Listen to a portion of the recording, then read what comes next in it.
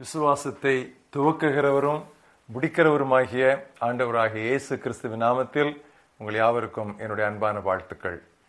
இன்றைய தியானத்தினுடைய தலைப்பு விசுவாசத்திற்கு தூண், பில்லர் ஆஃப் ஃபெய்த்.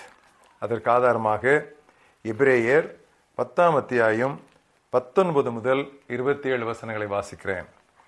சகோதரரே, நாம் பரிசுத்த ஸ்தலத்தில் பிரவேசிப்பதற்கு இயேசுவானவர் தமது மாம்சமாகிய திரையின் வழியாய் புதிதும் ஜீவனுமான மார்க்கத்தை நமக்கு உண்டு பண்ணினபடியால் அந்த மார்க்கத்தின் வழியாய் பிரவேசிப்பதற்கு அவருடைய இரத்தத்தினாலே நமக்கு தைரியம் உண்டாயிருக்கிறது.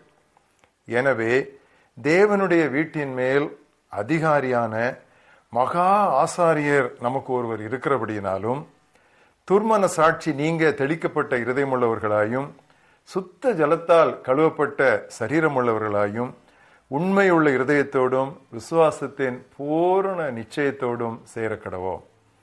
அல்லாமலும் நம்முடைய நம்பிக்கையை அறிக்கையிடுகிறதில் அசைவில்லாமல் உறுதியாயிருக்க கடவோம்.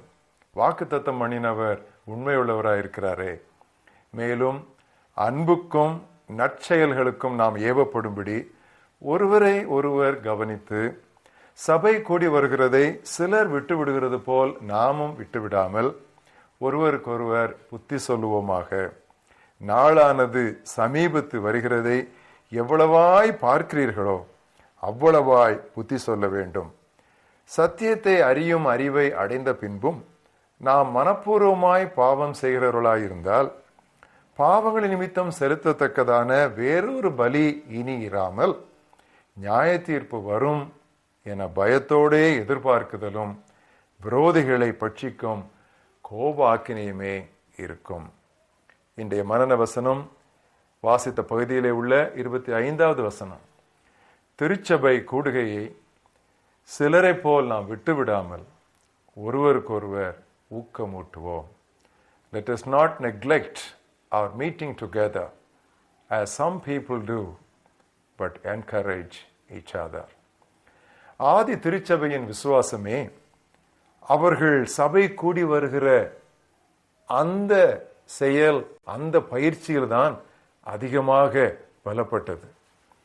ஆண்டவரே, எங்களுடைய தலைமுறையிலும் அதை திரும்ப செய்யும் என்று நாம் கதறுவோம். இன்றும் அனைத்து சபை விசுவாசிகளும் ஒருமனப்பட்டால் நாம் உலகத்தை தலைகீழாய் மாற்ற முடியும். இல்லை, தலைகீழ் உலகத்தை நேராக்க முடியும். விசுவாசத்திற்கு விசுவாசிகளின் ஐக்கியம் எவ்விதமாய் உதவுகிறது என்று சில குறிப்புகளை நாம் இன்று பார்ப்போம்.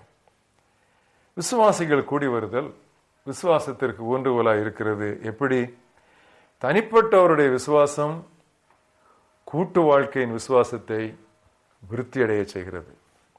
அப்படியே கூட்டு விசுவாசம் தனிப்பட்டவருடைய விசுவாசத்தை பலப்படுத்துகிறது. நாம் கூடி வருகையில் அனைவரது விசுவாசமும் ஒருங்கிணைவதால் ஆண்டவர் அதை பெருக பண்ணுகிறார். இப்படிப்பட்ட விசுவாசத்தில் சபை வளரும் பொழுது எண்ணிக்கையிலும் சபையினர் பெருகுவார்கள். எனவேதான் ஆரம்பகால சபையை குறித்து அப்போஸ்தலர் 16:5 வாசிக்கிறோம். சபைகள் விசுவாசத்திலே உறுதிப்பட்டு நாளுக்கு நாள் எண்ணிக்கையில் பெருகின. தரமும் கூட வேண்டும், அளவும் பெருக வேண்டும்.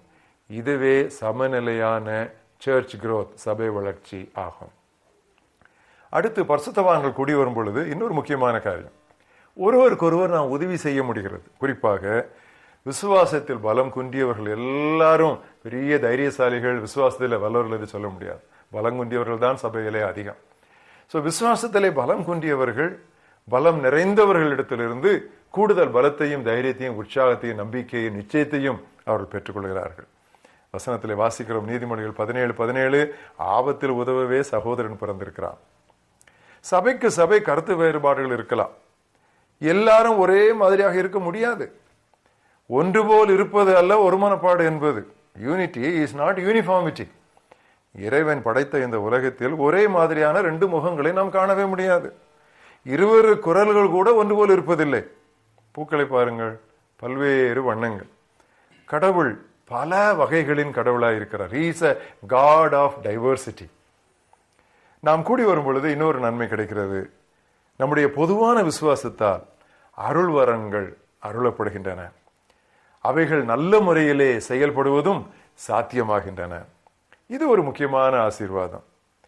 ஆனாலும் கடவுள் தனிப்பட்ட முறையிலே நமக்கு கொடுத்திருக்கிற அந்த விசுவாச அளவை நாம் மீறிவிடாது மாத்திரம் நாம் பார்த்து கொள்ள வேண்டும். கடைசியாக நாம் கூடி வருகையில் கடவுளுக்கு நல்ல கனி கொடுக்கிற ஊழியம் செய்கிற நற்பணியாளர்களுடைய விசுவாசத்தை பார்த்து நாம் உற்சாகப்படுகிறோம். நம்முடைய வாழ்க்கையில் திருத்த வேண்டிய பகுதிகளை நாம் திருத்திக் கொள்கிறோம். நல்ல படிப்பினைகளை நாம் உயர் மனிதரிடத்திலிருந்து தான் நாம் பெற்றுக்கொள்ள முடியும்.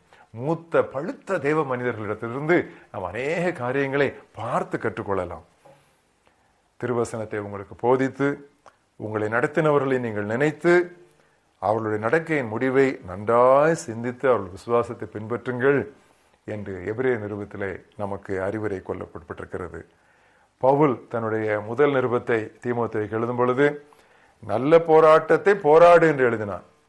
இரண்டாவது நிருபம் எழுதும் பொழுது நல்ல போராட்டத்தை போராடினேன் என்று எழுதினான். இதுதான் ஒரு நல்ல மாதிரி.